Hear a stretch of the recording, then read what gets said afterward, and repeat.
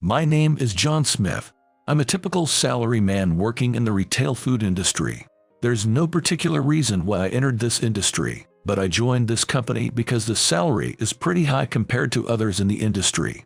You see, I'm a high school graduate who went straight into employment, so I didn't have many options when finding a job. Therefore, following the advice of my parents and teachers, I chose companies with relatively high salaries and went for interviews. As a high schooler, all the interviewers looked the same to me, and I couldn't really tell the differences between companies, so I chose my current company based solely on salary. That being said, the pay isn't exceptionally high. However, this company also has college graduates, not just high school graduates, and those people have slightly higher salaries. Because of that, there are people who look down on me for being a high school graduate. The person who looks down on me the most is my direct superior, Mr. Johnson. You working diligently today. Just cause you're a high school grad doesn't mean I'll allow any slacking off. You gotta work the same as us elites. With all due respect, I am working just as hard as the college graduates. I understand you place importance on academic background, Mr. Johnson, but isn't it about time you acknowledge me? I may be a high school grad, but I always work diligently. You, a mere high school grad, talking back to me, an elite college grad. You've sure gotten pretty full of yourself. Not knowing your place, that's typical of a high school grad. There are other high school graduates here besides me, but they're all working really hard, aren't they? So then why do you favor the college grads so much? Sure, there may be some hard-working high school grads, but looking at society as a whole, college grads are clearly more capable on average. That's why I favor them and think it's better to be nice to them. But there are people at this company who are college grads yet can achieve more than the high school grad employees. Could you please look at those numbers before making such statements? It's cause you've got an inferiority complex about your education level since you're a high school grad. That's why you're talking back to me like this. The college grads never say anything to me. That's absolutely not the case, but I wanted to speak up just this once since I'm looked down upon practically every single day.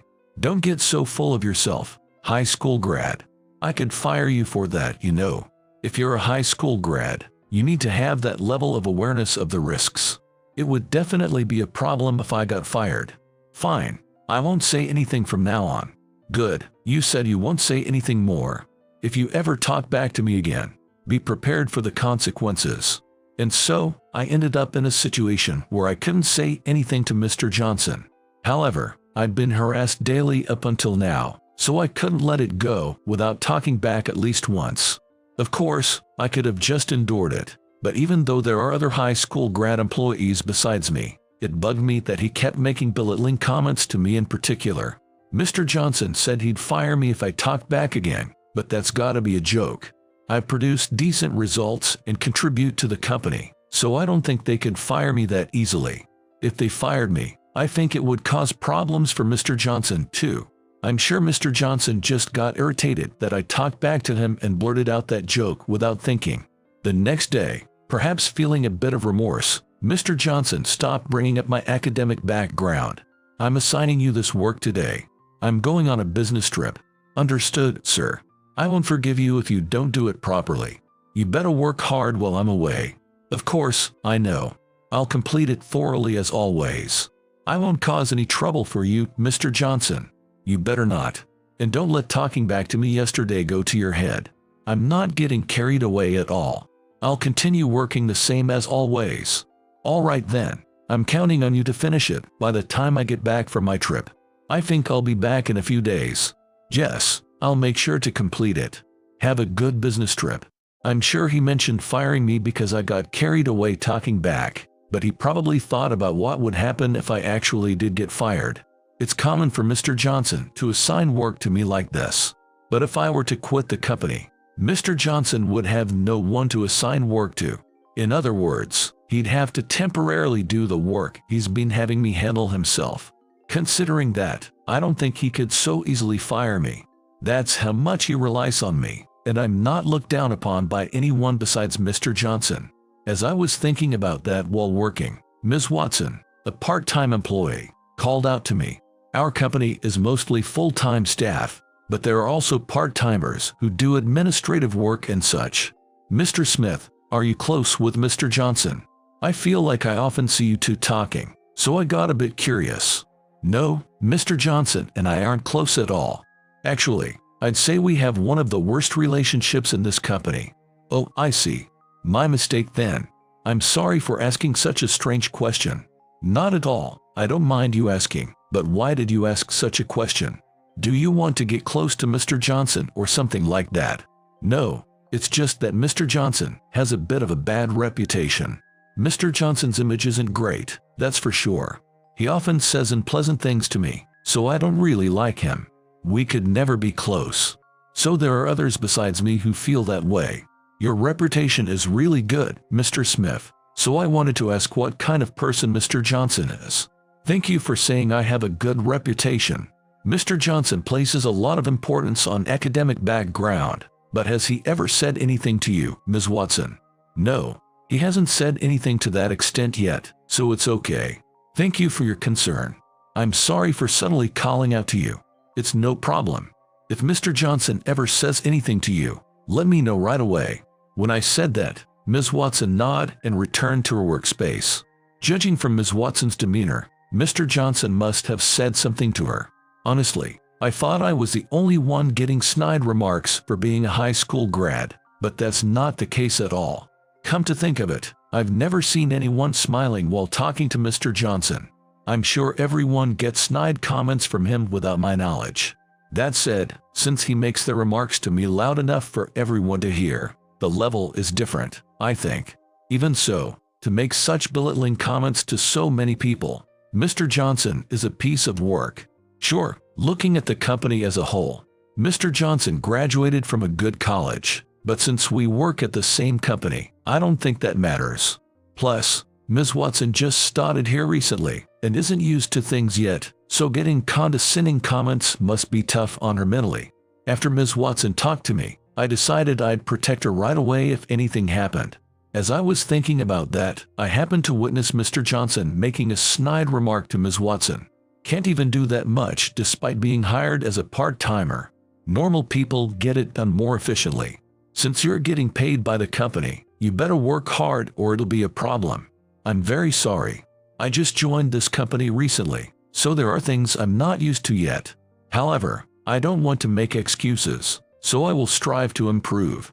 I apologize for causing you trouble. You say you just started, but it's been several weeks, hasn't it? And yet you can't even satisfactorily complete work of this level. What in the world have you been doing, you incompetent? I'm truly sorry. I'll be sure to work hard from now on, so I'd appreciate it if you could overlook it just this once. Sounds like you're really getting chewed out, but what kind of mistake did Ms. Watson make? Your voice is echoing throughout the whole company, Mr. Johnson. I told her what supplies to buy, but she didn't do the shopping satisfactorily. What she bought wasn't what I wanted. If you're not used to what supplies our company uses, it can't be helped this time, right? It'd be a problem if the same mistake was made every time though. I'm sorry for causing trouble for you too, Mr. Smith. This was my first time being asked by Mr. Johnson to buy these things, so I got the most average items, but I guess they were wrong. I think anyone could make that kind of mistake, so no need to get flustered. As long as you're careful not to make the same mistake next time, it'll be fine. You're a diligent person, Ms. Watson, so I'm sure you'll be okay. Thank you so much for saying that. From now on, I'll be sure to check before going to buy things so I don't make the same mistake. I'm truly sorry about this. Come to think of it, Watson's a high school grad too, right? This is why I hate high school grads. Give me a break. She just started here, so it can't be helped this time. Plus, there are part-timers with college degrees too. Don't blame her so much just cause she's a high school grad. Sticking up for each other cause you're both high school grads. Oh, I told you I'd fire you if you talked back to me, didn't I? You better be careful how you work too. Mr. Johnson flashed a defiant grin and went off to do sales. As I was comforting Ms. Watson, I thought about what I should do. If things continue like this, it feels like Mr. Johnson's got me by the throat, and it'll be really hard to work. I'll keep getting belittling comments, and if I talk back, I'll get fired. If this company was truly unpleasant to work at, I might have quit right away and changed jobs. But everyone besides Mr. Johnson is really nice, and I'm fond of this company. So rather than run away from this company and find a new job, I want to resolve the issue with Mr. Johnson and make it a better work environment. With that in mind, I decided to consult HR about Mr. Johnson's words and actions. I'm sure if I was the only one going through this, I would have waited longer to consult them. But now that I know about Ms. Watson's situation, I want it resolved as soon as possible. When I went to the HR department and the head of HR came out to see me right away, I have something I want to discuss regarding Mr. Johnson. Is now a good time? Yes, that's perfectly fine, but it's rare for you to come for a consultation, Mr. Smith. Other people come by fairly often. There were things I usually put up with, but it seems others are facing the same mistreatment, so I felt I had to consult you about it. If even someone like you wants to discuss it, I take it the content is quite serious. Actually, I joined this company right out of high school, and Mr. Johnson often looks down on me for that, even though there are plenty of people who join this company out of high school. So Mr. Johnson does that, huh? And I thought I was the only one being harassed, but it seems others are facing similar treatment. I felt I couldn't stay silent anymore. It's wonderful that you're taking action for the sake of others too. For now, please tell me what kind of things have been done to you. If there's anything we can do on our end, we'll handle it. And so, I reported everything Mr. Johnson had done to me to the HR department. Mainly, he made remarks looking down on me, acting elitist about academic background. But he also made me do excessive work, saying it's only natural for a high school grad to obey a college grad. He pushed a ton of work on me. From my perspective, I went along with it not because he was a college grad, but because he was my superior. But recently, it's gotten out of hand, and he shoves any and all work onto me. I'm sure he's gotten carried away because I don't talk back. As expected, in the state I can't properly do my own work, so I had been thinking of consulting HR eventually. When I discussed with HR everything that had been done to me up until now, the head of HR listened very earnestly. I had never consulted anyone before, so just having someone listen seriously made me happy. However, as a result of the consultation, I was told they couldn't give any direct punishment since he hadn't committed serious enough wrongdoings. That said, the head of HR said he would directly caution Mr. Johnson. A few days later, I had a chance to speak directly with Mr. Johnson. I went to see Mr. Johnson, thinking his attitude might be different from usual if he had indeed been firmly cautioned. I came because I was summoned by a mail, but what do you need? You're late, you incompetent high school grad. Don't make me wait. The time of an elite college grad like me is more valuable than a high school grad's. You don't even know that as you go about your day. I'm not really conscious of that, and I figure we're the same since we work at the same company. I was late getting here because I was busy with work too. 'Cause you're a high school grad, you can't even consider that. From now on, be aware that you're taking up my precious time and come right away when you're called. Got it? With all due respect, I did arrive by the time stated in the mail, so I don't think I did anything to be scolded for. Have you forgotten that I said I'd fire you if you talked back to me? If you remember that, then does that mean you are prepared to quit here? Of course I remember that, but since I wasn't actually late, I felt I had to correct you when you made it sound like I was. So you want to say you didn't talk back, you just corrected me, huh? Yes, that's right. Judging from Mr. Johnson's demeanor, he doesn't seem to be remorseful at all. The head of HR said he would firmly caution Mr. Johnson within a few days, but maybe he hasn't cautioned him yet. If this is how he is after being cautioned, then there's probably no changing Mr. Johnson. Considering that, I don't intend to stay at this company until retirement, so I'll have to think about changing jobs. Why do I, the one being harassed, have to be the one to quit this company and find another? As I was thinking about that, I started to really dread work. I figured I couldn't keep thinking like this forever, so I decided to ask Mr. Johnson directly. For now, I wanted to resolve everything and get back to normal work duties as soon as possible. By the way, did you hear anything from the head of HR? Yeah, he told me to take work more seriously, but I'm already plenty serious about my work, so I told him to shut up. Don't tell me you made a pointless report to HR. I did consult the head of HR since it was getting hard to work, to be honest. If you've got a problem, say it to me directly. Don't go consulting HR about every little thing. This is why I hate high school grads. They are so coddled. Of course, I initially planned to talk to you directly, but you said you'd fire me if I talked back, so I had no choice but to consult HR. I'm not listening to any excuses. You really went and did something pointless. Now HR's got their eye on me. If anything happens to me, I'm taking you down with me. Please don't say such scary things. I work hard too, you know. Why do I have to get dragged down with you, Mr. Johnson? Some nerve you've got to snitch on someone then say that. I'm really getting pissed at you, so be prepared. I'll work you to the bone, much worse than before. I don't want to work while worrying about stuff like that. Can't you stop looking down on me because of my education? No way, I'm never gonna forgive you. If you report me to HR again, you won't get off easy next time. Mark my words. I understand. Seems he's not remorseful at all. In the end, he even put pressure on me.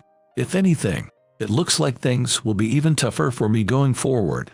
Even though I went to the trouble of consulting the head of HR, I didn't think it would have so little effect.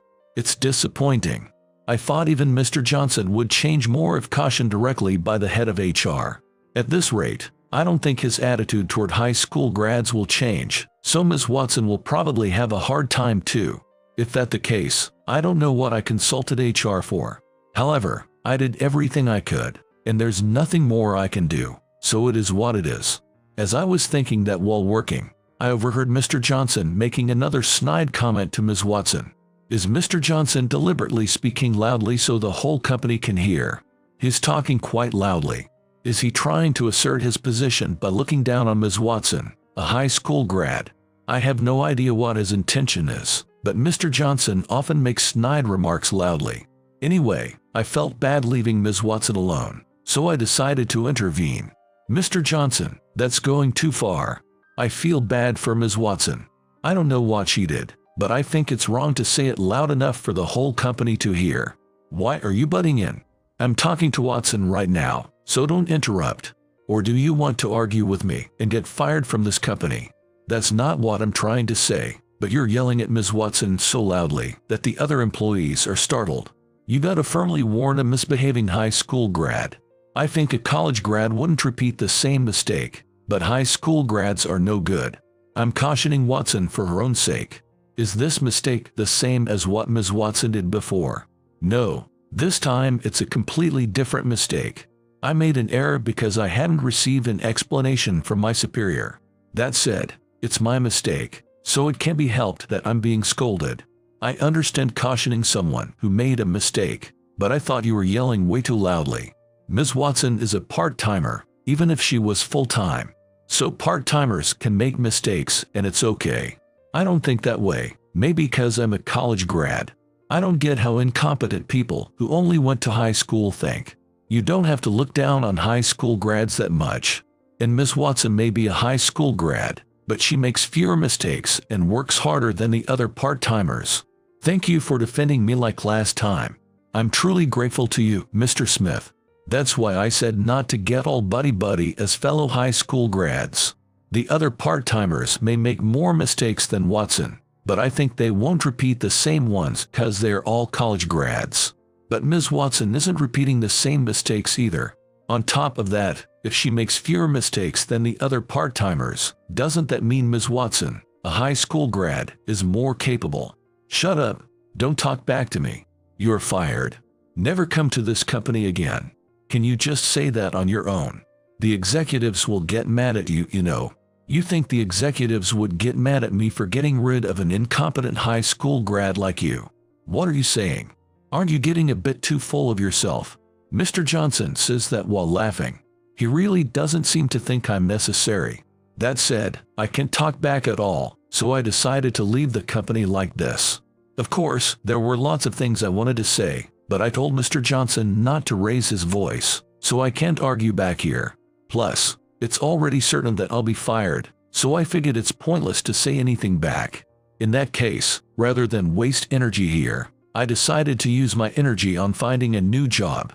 It's really sad to be fired from a company I loved so much.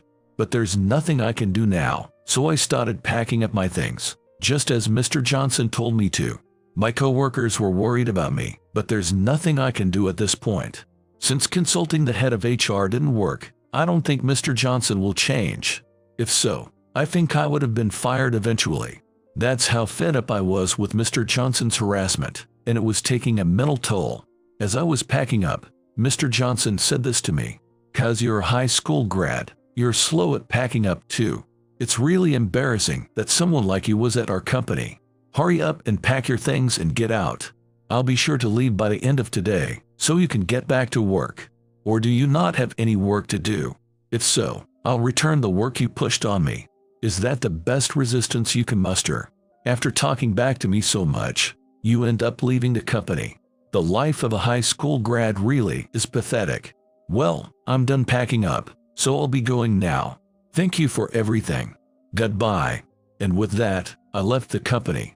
I had an attachment to this company, having joined and worked here straight out of high school, so it was definitely lonely to leave. I pretended like I wasn't thinking anything so Mr. Johnson wouldn't provoke me further, which was really sad. If possible, I wanted to keep working at this company without Mr. Johnson. Even if I say that, I have to accept reality. But I couldn't come to terms with reality at all, and ended up spending several days without job hunting. Getting fired so suddenly, it doesn't feel real. Plus, if I had been fired for making a mistake myself, I might be convinced and even reflect on it. But this time, the reason for being fired is clearly ridiculous. That's why it doesn't feel real, and rather than sadness, anger wells up inside me. Of course, I got fired because I followed instructions, but I think now, why didn't I say anything back? Maybe it's because it was such a good company that I'm still hung up on it. Everyone besides Mr. Johnson was really nice. Work was going well, and I had no complaints. And while I ended up leaving Ms. Watson behind, is she still being harassed now that I'm gone? As I was thinking about that, I got a call from an unknown number. Normally I might ignore it, but since I had just quit my job, I thought it might be related to something and answered it. The caller was Ms. Watson.